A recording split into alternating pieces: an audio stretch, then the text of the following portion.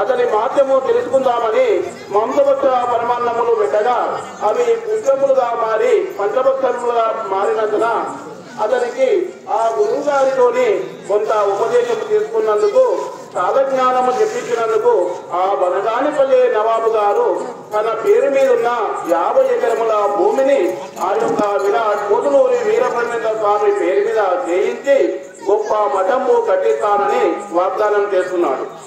ఇప్పుడు ఆ యొక్క స్వామివారు కొంత కాలజ్ఞానం ఆ నవాబు గారు ఆ ఊరి గ్రామ ప్రజలందరినీ పిలువనప్పి ఒక సభ ఏర్పాటు చేసి ఆ యొక్క స్వామివారి చేత కాలజ్ఞానం చెప్పిస్తున్నాడు. జై శ్రీ విరాట్ కోతులూరి వీరబ్రహ్మేంద్ర స్వామివారికి.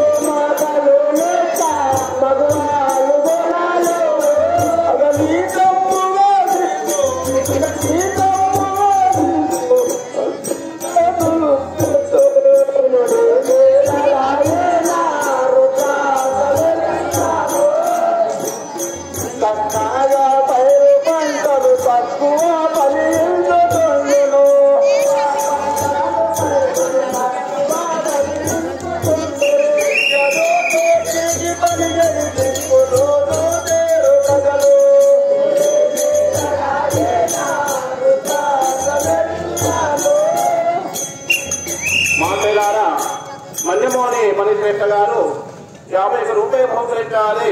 వారిని వారి కుటుంబాన్ని ఆ విరాట్ కోతులూరి వీరబ్రహ్మేంద్ర స్వామి కలగా ఆచరించాక అదేవిధంగా ఈ కాసేపట్లో కోడేరమ్మ జాతర జరగబోతున్నది. కావున